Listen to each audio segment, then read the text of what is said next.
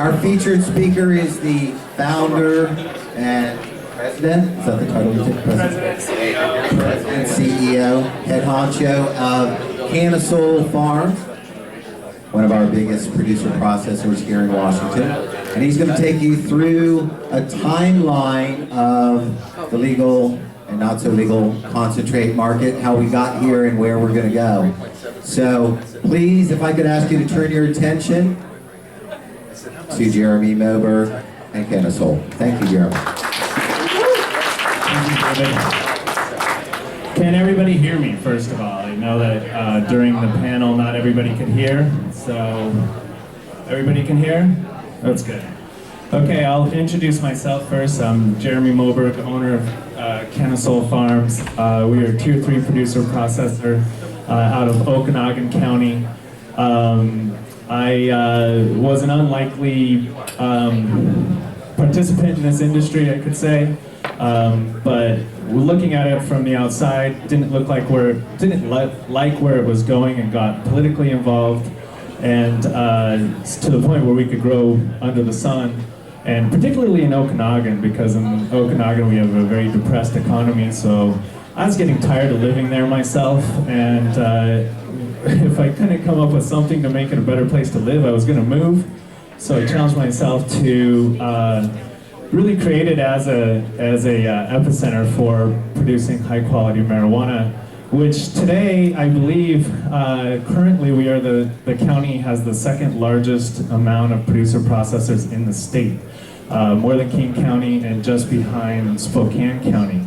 So I'm super proud of that, and hopefully I get a new restaurant to start eating at pretty soon. But we are having a huge economic impact there too, and the county doesn't even realize what's going on, which is hilarious. Their own politics are such, you know, because they're all libertarians and right-wing radicals for the most part. And when you tell them, when they start to tell you that you can't grow your crop, it's real easy to just switch that around and say, well, we should have conditional use for your apples because I hate those wind generators, I hate those cherry bombs, and then they're all of a sudden they get really quiet. So that's how we, you know, they didn't have a defense against us, they forgot to stop us. We kind of got through before the rest of the county started banning and moratoriums. I don't think they even knew they could do a ban or moratorium. So anyways, a lot of people started flooding to Okanagan, and now we have 50 producer processors there. And it lines up well with the counties that, you know, we had a lot of agricultural counties go to bans. And we've got a big conflict coming up between hemp and marijuana. I don't want to say conflict, it really shouldn't be a conflict. The Liquor Control Board should have seen this coming and zoned before giving licenses, but they failed to do that. So instead we're going to have this, I don't know what it's going to be, it's not going to be a fight, but it's definitely going to be different interests between hemp and marijuana. And so I think Okanagan's, you know, it's up in the north, it's a north-south contained valley. I think it's an excellent place to grow marijuana, a terrible place to grow hemp. I think Grant County and maybe some of the other southern counties that have bans and moratoriums are an excellent place to grow marijuana, or hemp, and a terrible place to grow marijuana. So who knows, maybe it'll end up looking like that in the end anyways, but a little bit of foresight before we got this far by the LCB or some zoning commission or just somebody to think like that we were going to have this conflict would have been awesome, and probably would have prevented a lot of potential conflict. And we've already seen this conflict play out with other crops such as mustards and brassicas, and Skagit Valley is pretty famous for going through a huge fight between farmers because they can't cross-pollinate because they grow for seed, so you got to grow pure seed. No, what I'm talking about is pollination here, if people haven't realized it. And what they did is they ended up forming groups and commissions, and you had to belong to the group, and you had to pull out of a hat, and your contract was prioritized. You know, they drew a big circle around your farm, you pulled out of the hat. If you had the priority, you got the contract, and the other guy 2 miles away didn't. And I'd hate to end up in that sort of situation, since we're talking about 10 miles at least in hemp. So, I don't know, I feel pretty safe in Okanagan, and that's where we should definitely grow the high grade. I'm definitely a flower person. I've been growing flower, which seems like all my adult life. And, but I started into the concentrates actually when I was quite young. And it was this book that really got me there. I don't know where I found this. I think a friend had it. It's called Cannabis Alchemy. This was published in 1974. And I would have started the history of concentrates a little sooner, but I couldn't find any good pictures of children running through Afghanistan fields. And so I just advanced to here, which is where I know it begins. So it all started with Dr. D. Gold. That's obviously not his real name. This was before you could put your name on a book like this. And this was the machine that this book was all about. And the reason we had this book is because the author was from Texas, and there was a whole bunch of really shitty weed that they didn't know what to do with. And so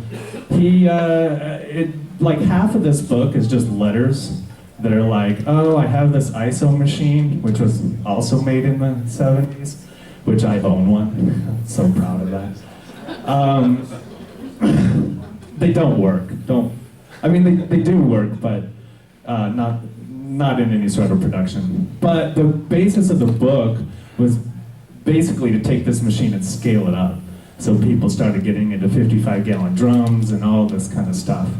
And what they were, well, this was my first extractor, because the other thing really didn't work. This thing is just a light bulb in the bottom of it, and the light bulb's on a rheostat, and so it provides a little bit of heat, and you throw the weed in there, and then it's a little cooling tower that causes the isopropyl is what they like to use, but you can use alcohol.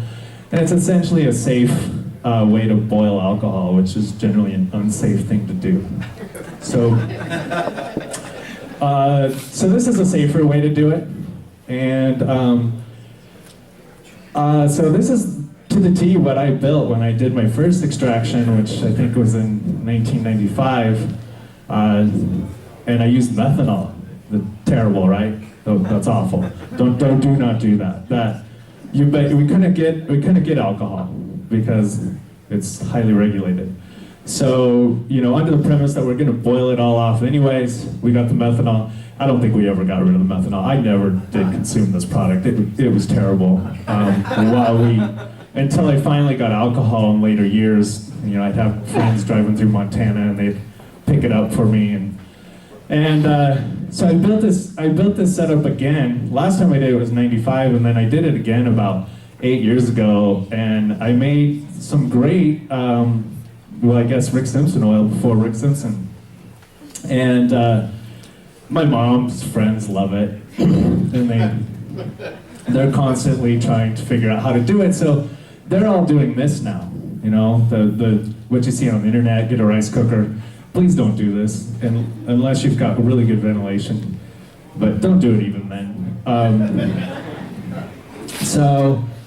These are all like alcohol. You end up with a tincture essentially, unless you really want to like boil it all the way down. Then you just end up with goo. And then it was hard to figure out how to like get that goo back into some smokable. Because I wanted hash. That's what I was trying to make. It never did work. But it's super dangerous. And the first time I was exposed to dabs, I really felt like I was doing crack. It was almost like farm to table dabs, where like we shoved the weed in a pipe, and then we had a butane can that you refill your lighters with, and we just like, and then it like came out, and then you waited only like 10 minutes, and you scraped it all up and you smoked it. That was my first dab, and I knew there was something seriously wrong with it. Mostly because the company I was hanging out with. And there is something wrong with it. And it led a lot to this, which is like one of the few ways to go to federal prison these days for marijuana. So don't do this either. And it's really, it's caused a lot of deaths and and explosions and just stupidity. So thank God we had the state come in and say, okay, we're not going to do this in the medical market anymore. And 5052 moved it into the recreational market. So this is my machine. So I've come a long ways. But it's still dabs. Which is what the market actually wants. And we can talk about that. It's about terpenes, right? Nobody can quite get the terpenes out of CO2. And so everybody loves their dabs because they love their terpenes. Although maybe CO2 can get terpenes out. I think that's what everybody's like trying to do, is make a better pen, right? That tastes good. We saw it in the market. People went out and they bought terpenes, but it turned out to be hand cleaner and carcinogenic. So then we got the LCB to be like, no, you can't do that. So then they're proposing that, well, first I thought they had it right, and you have to get the terpenes out of the wheat. And now they're saying, well, you can use terpenes off the market, but they can't cause cancer. So it's a pretty machine, isn't it? So I'm not that much of a chemist, but I don't know if CO2 is even a solvent. I called my guy that does my CO2 processing for me, and I was like, is it a solvent? He says it's a solvent, but I thought solvents were chemical reactions, and I wanted to see the little, H2O plus this equation, remember that? And that's not what's happening apparently, so I'll just move on. But I understand heat and pressure, and it's pretty cool. These guys have a lot of work to do if they're going to sell on 502.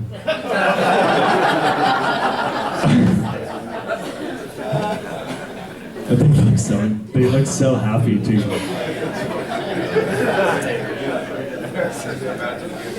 So I really don't know if rosin's going to take over by the world. I mean, heat and pressure, it seems like some smart person can figure out how to do it better than a curling iron or a t-shirt press, and maybe that's where we're headed. I don't know, but that's another methodology. People like to talk about it a lot because it's super pure, right? All it is heat and pressure. Although CO2 is super pure too. It's not. It's CO2. It's great. Not so pure, but you can clean it up pretty good. All right. So switching gears a little bit, that was just the history of concentrates according to me. I hear David, Yager, Brian Yager, talk about marijuana like it's a commodity. So, and I object. Flour is not a commodity, never will be. Oil concentrates, maybe a little bit more like a commodity. So is oil a commodity like oil? And I was glad to see that Brian said flour is king. Flour is king. I love that 75% pie chart showing flour. That just makes me warm inside. So what, the sun-grown thing didn't go exactly like I thought.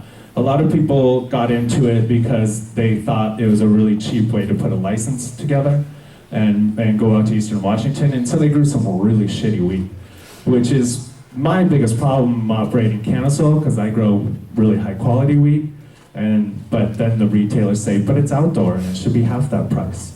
And it's like, well, no, it's not like that outdoor that you're buying for $2 a gram. I do all light deprivation technique. I grow sativas. That can't flower in warehouses because you can't leave the power on that long. They don't grow at these northern latitudes, so you can't just let them flower naturally. You gotta force them into flower. So that's the explanation is when you see my price sheet. So, which drives down the price of the raw material, which is traded like a commodity, right? So all of that outdoor, everybody grew, forgot to grow right, or didn't know how to, or maybe they even intended to grow an oil crop, which early on I thought it was a good idea until I realized everybody was just gonna grow bad wheat in the first place and it was gonna go to oil. So commodity pricing is happening right now in the oil markets. You can basically buy it for super cheap. So commodity pricing, it's good for retailers and consumers, not so much for producers. And this is where the trouble begins. So if you ever want to worry about the industry, you go ask this guy, because he seems to know it all. And I think he would say that we're reducing the price of the highly concentrated form of marijuana, and the kids are going to get addicted. And that was what he was worried about the whole time. He did not want to see weed as cheap as it is today in the legal market. But besides that, there are a lot of other liabilities that I think you really need to pay attention to, like product liabilities. I don't think we've seen this yet, but you could imagine selling a super concentrated product, like 90-something% THC, and somebody running off the road and killing people, and then lawyers get involved, and then they say, well, what were you doing right before you got in that accident? Or or maybe they find a concentrate, maybe they find your concentrate in the car or something. And so then they start going and looking at your companies, because that's what lawyers do. And then they start buying your stuff, and they see that maybe you've overfilled your cartridges a little too much. So the consumer thought they were getting a certain milligram, and so they smoked it according to what they thought were safe. And it's probably none of it's true anyways, but the lawyers, all they need is to see that you overfilled. And that's like buying, instead of 750 milliliters of Bacardi, Bacardi 151 or something, you sold them 1,000 millimeters, and then they were drunk, but they thought they shouldn't be drunk because there was only supposed to be 750 in there. So it's really important, even with marijuana, to be right on the weights. Don't overstate your potency. I think a lot of people want to overstate it. Well, this is totally obvious in the beginning of the market. Oh, and we had 40% weed at 1.2. So even in bud, people are likely to overstate it. I see that as a product liability problem more than anything. So don't overfill, don't overstate, have lots of warnings on your packages. So when those lawyers come to you, you're protected. And then of course have product liability insurance, which is a requirement. So we get to learn a lot from Colorado. Colorado has been a complete debacle, in my opinion, in all aspects of regulated marijuana, really. But the big lesson we can learn from Colorado is their story here with the pesticides. And the reason this relates to concentrates is because when you have pesticides in product, and you concentrate it, you're concentrating the pesticides. So for the same reason that you can eat the sardine with the lead and the mercury in it, but you can't eat the tuna that eats the sardine with the lead and the mercury in it, because you just multiply it by about 10 times. And that's what about the multiplier is for the concentrates. So they found pesticides. I don't remember the original story, but a federal judge quarantined like 100, I don't know if it was a federal judge, but a judge quarantined like 100,000 plants in Colorado. And then you had companies like with the name Organics in their name fighting in court for the right to use Eagle 20 on their product. And it was kind of funny until maybe they convinced the judge or something like that, but they released them. Oh, the logic was that give them enough time and the pesticides will break down. And so then they released that 100,000 plants and they finished growing them out and everything, and then they sell them to all the concentrate makers, and then the recall started. And it was a totally avoidable situation. And now people are beginning to think that maybe legal marijuana is less safe than black market marijuana, which of course is not true, but black market marijuana doesn't get these kind of headlines. So even to the point where the governor's now got involved and ordered more recalls, and actually you have to go on your social media and you got to tell them that you're a sinner, and it's just bad for your company. So don't get caught with your pants down holding contaminated material that ends up in your product. And that's a timeline over there that you can't see that I was trying to figure out how it all happened. It took some time, and it's a real debacle. CNN independently did some tests and found it as well. So, and then we find out in Oregon that you can even use approved pesticides. You can be totally on the up and up, doing everything that you think you should be doing to have pesticide-free weed and concentrated pesticides in your concentrate, but maybe that's not the case, we just learned. So this guy tested it and found, I think it was the Oregon Live. So good journalism is really what like drove the Colorado story, and it's what's driving the Oregon story. For some reason, the Seattle Times just won't touch the story. We've tried to get them to react similarly, but it hasn't happened. So this guy here in the second quote, he owned the company. He says, we weren't trying to pull anything. He said, we put it in there. And it wasn't on the label, and that's our fault. Oops, sorry. And then this guy at the bottom, he owns a store. And he says, this product became wildly popular because it was more effective than a harsh chemical. That's your first clue, right? So I get really suspicious of farms that have zero powdery mildew. It's everywhere, at least, it's all over. And if I see a farm and you have zero powdery mildew, I start to get a little bit suspicious. Although I must say that I only saw powdery mildew on marijuana plants for the very first time about 7 years ago. And I think what it was is that we started bringing genetics from California, and that these powdery mildews are specific to weed, and we brought them up, and now they're everywhere. And I grew for 20 years and didn't know that powdery mildew could even affect marijuana. Now it's everywhere. So this is the study that they conducted. Denver Post, yeah, they actually did real journalism. They paid somebody to go buy a whole bunch of stuff off of the product, off of the retail outlet, and they tested it. And so they tested it for the shit in Eagle 20, which is called myclobutanol, which is known to affect the nervous system. And that's the pink, and then the blue is imidacloprid, which is moderately toxic if ingested or inhaled. And so then they compared them against other agricultural crops. And the one at the bottom, the two at the bottom are actually like the marijuana. You could probably guess that by now. They're huge.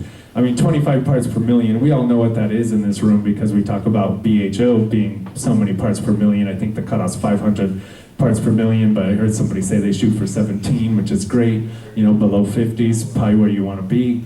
So we're 23 for the pink stuff, the myclobutanol, and that's a lot. That's probably enough to make you sick.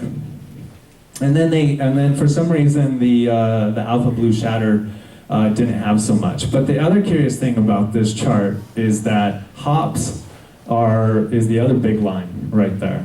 And hops, of course, is very closely related to marijuana. So now I'm wondering about my beer, too. So I'm a little bit I like to think I'm a beer snob, but I'm from Okanagan, so I can't say I am. But now when I go into Seattle bars, I'm like, dude, is that beer made from full flower?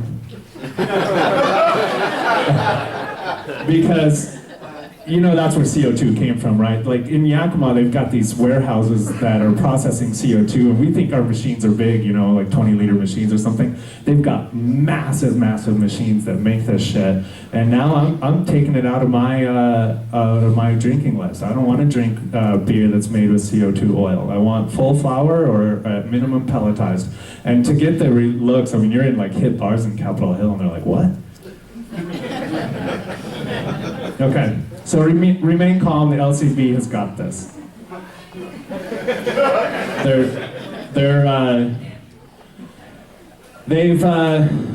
They must read the newspaper or something. So they developed a seal of approval for recreational pot.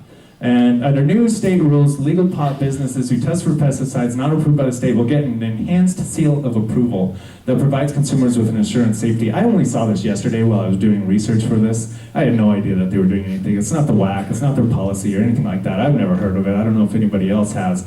But you can get an enhanced seal of approval, maybe with the LCB's icon on it. That'd be cool. And then my problem with this whole thing, the second part of this is that they think that they're going to do this through more restrictive and costly testing based upon more bogus statistical sampling.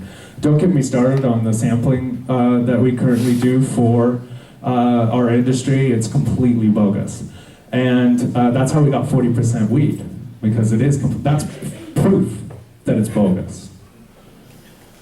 So now they've got medical marijuana in their hands, right? And they're all going to give us endorsements to grow medical marijuana.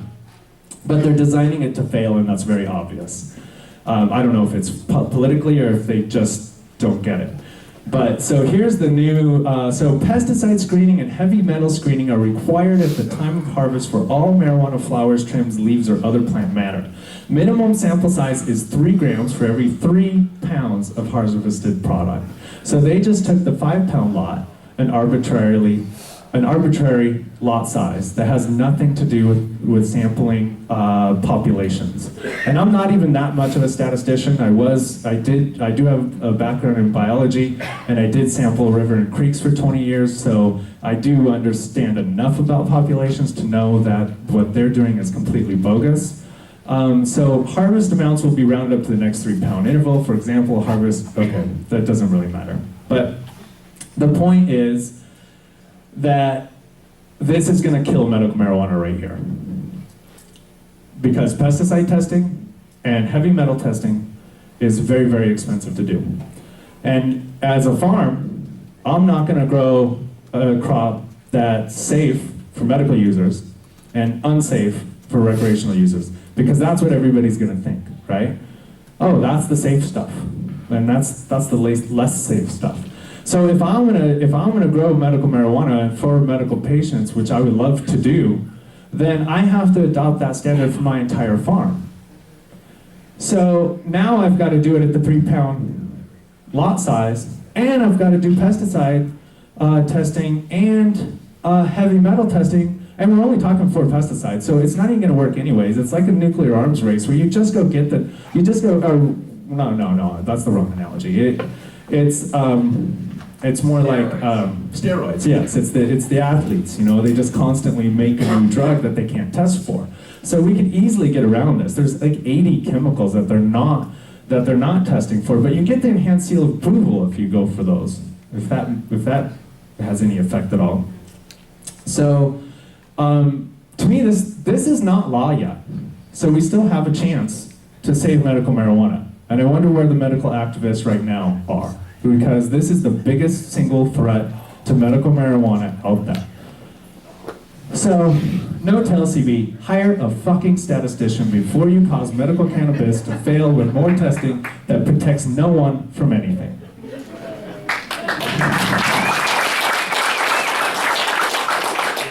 And that's all they need to do is hire a statistician. We could lower the, my paranoid side says that the labs have done this. And I hope that's not the case. So, which standard will you adopt? Can the market really offer 2 grades of marijuana? Probably not. Is there a difference? Is there even a difference since they are both based upon bogus sampling? So now I'm just reiterating. It would be really easy to, there is a way to have safe medical marijuana and to reduce the cost of production and to make, actually have real testing that matters and means something. And so now I've got some advice for growers. Know your pesticides and compare them to the PICO list. Make sure they're on there. It's not totally gonna save you though. There's stuff there on the PICO list that can get you in trouble because we got snake oil industry that sells all sorts of stuff that they put in there to make the product effective without actually telling you that the product's in there, and then you're the one left holding the bag. I hope they have product liability insurance because you're gonna sue them. Use techniques to reduce pesticides need. I think this is the best place to start. Train your staff on proper application. Test your own farm for pesticides once a year. I would do that. So when they come after you, when somebody comes after you and they've got some data, have your own data. Look for ways banned pesticides might make it into your farm, such as drift from adjacent orchards. I've seen farms surrounded by apple orchards. I would not buy product from that farm. Mosquito sprays are another way, and snake oil products. So for processors, my advice is know the source of your weed. Establish a questionnaire for farms to fill it out. Consider agreements with farms that protect you.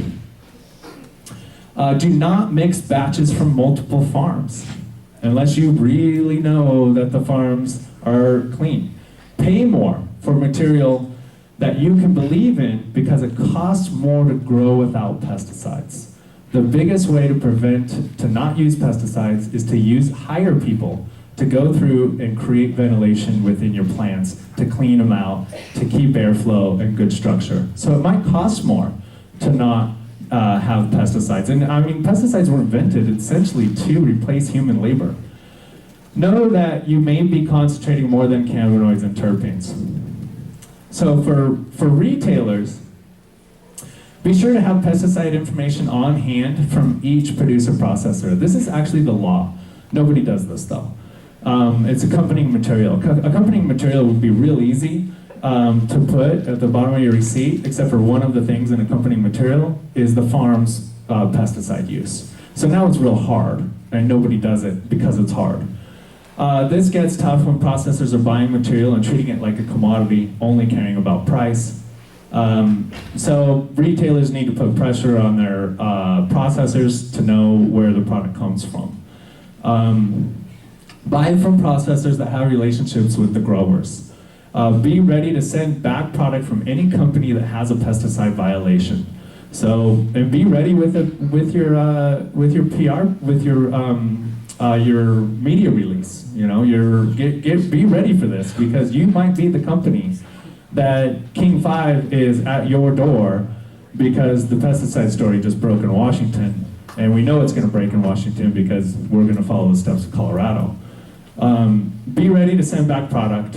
Market your store as selling sustainable and safe products. The public loves this. You know, you could be the Whole Foods of marijuana. I've seen it already play out. Walla Walla Cannabis Company has done an excellent job of branding themselves as a sustainable alternative, and actually, you know, has an intense questionnaire for you to fill out that is tough to get by. And then that will get the public to believe in your store, to get the public to believe in your brands, and be better for the industry. So for the LCB, please start using statistically valid sampling protocols that sample the population and not the arbitrary lot. So a cohort is a group of individuals born on the same day and harvested on the same day. That's a population. We can come up with statistical methods to sample that population that costs less than our sampling today. Sorry, labs. But it would do so much for our industry if we just got rid of the arbitrary sampling protocol that was developed. Do not require pesticide labeling on packaging. That's a good way to get everybody to go back to the black market. There is no single product in the United States that has pesticides listed on it, and I guarantee you people will just stop buying the product, even if it may be safer, because ignorance is bliss. Ensure consumer safety by testing the farm. That's the level that pesticides should be tested at, not the lot, not the cohort. The population, when you're talking about pesticides, is the farm. So we can do this through random audits. We can do it through voluntary audits. There's a lot of examples in other industries about how to get this done. Do not dictate to growers. Okay, this is just a pet peeve off topic a little bit because, and it's my last point. Do not dictate to me how to sample my lots, because first off, your statistical sampling protocol is bogus, so I don't even believe in it in the first place.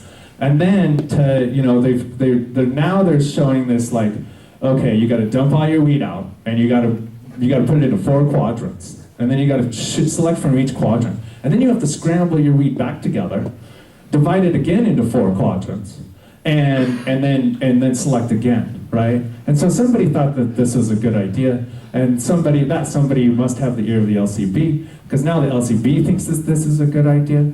It's called keeping weed, right? I mean, I will definitely have keep screens. If I'm ever required to do this, it'll be over screens. But I shouldn't be required to do this. I've got my own production processes, and as long as I meet your definitions, statistically valid definitions of what we're trying to accomplish, I can integrate those into my production without harming the weed, and that's my prerogative. So, And then, you know, the pitch on my farm, if you want clean, sustainably sun-grown, high-grade wheat, then of course, Canasol is your only current choice in the market. Thank you, Jeremy. All right, we're kind of I wanted to open it up. Do we have any questions anyone wants to ask? Eric? I think it'll work. Maybe not. If you put it right, if you actually, you have to touch That'd be it. like the wrapper thing. I'm Eric with Weed Tracker, but thanks, Jeremy. And I wonder if you could address the combined issues the industry is facing with approved pesticides and with the sorry state of testing controls in the state also, because there was the explosive Seattle Times article based on Jim McRae's article or blog about the problem with the testing. I think we're headed for doom and disaster. I do not think that it is it's going to be a pretty picture. But that's just I mean, we have an example. We have Colorado. I mean, we could talk about why people use pesticides.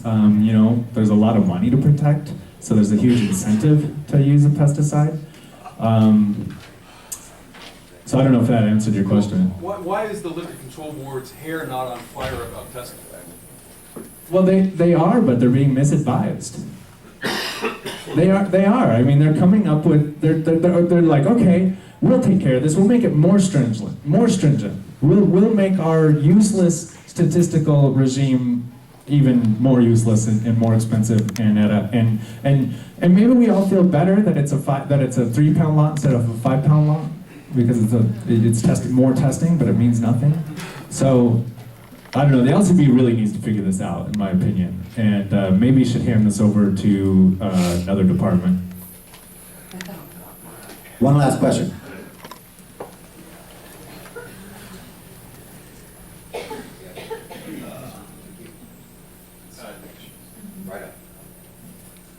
I'll repeat your question if you ask me. You mentioned some of the problems statistically with the testing methodology, and I'm wondering, in a lot of other industries for QC analysis, the investigating body will purchase samples of the end product, test it on themselves, and then that'll be the evaluation. What is the objection to the Liquor Control Board, instead of putting all the burden on producers and processors, which create their own system of coercive incentives, because I have a vested interest in making sure I get high testing and it's clean. If the Liquor Control Board is really concerned about pesticide contamination of an end product, why not randomly test end products for that producer? And if they fail, penalties are really severe. It seems like that would self-regulate a lot of the actors who might otherwise be putting on potentially toxic pesticides. I think that's a valid approach. He's saying, why doesn't the LCB just test end products, go do secret shopping, and test those products? And I think that's a really good idea. The reason they probably don't is because it would take a legislative funding and byline there, and they'd have to argue for. But they do test it at retail. Random testing at retail. They have? They do. Yes. Where's the results? Well, that's a different question, but yes, they do. I don't think they do. They do. Yes. No, at our job fair, they were hiring for folks to be secret shoppers.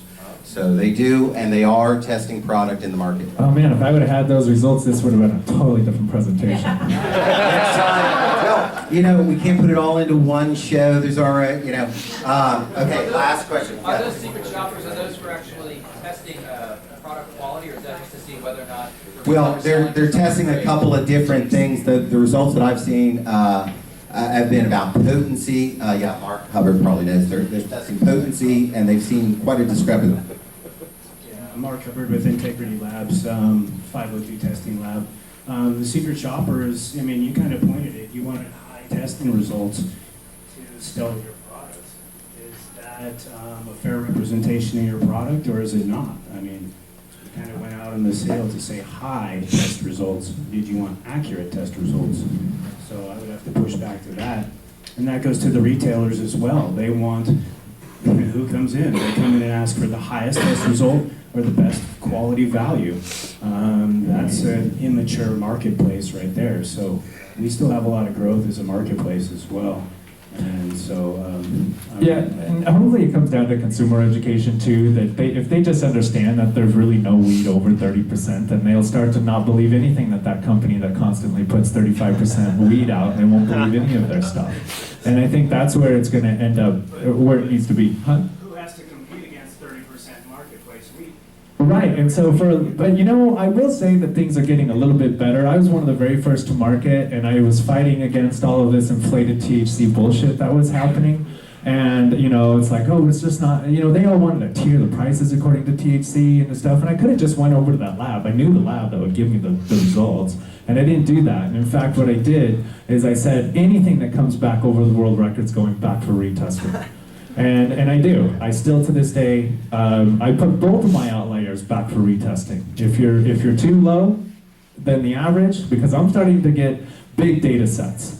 And so now I know what that clone should produce, or within at least a range of that. So I actually have enough data now where my strain lists are ranges. And if it's outside of that range, then I kick it back to the lab, whether it's too high or it's too low. But ultimately the LCB, and any time that they try to come up with a solution to a problem, they will put it on the backs of the producers. We've seen that from the get-go. And so don't expect any different. This is totally in line with everything they've done from the beginning. Thank you, Jeremy Moberg.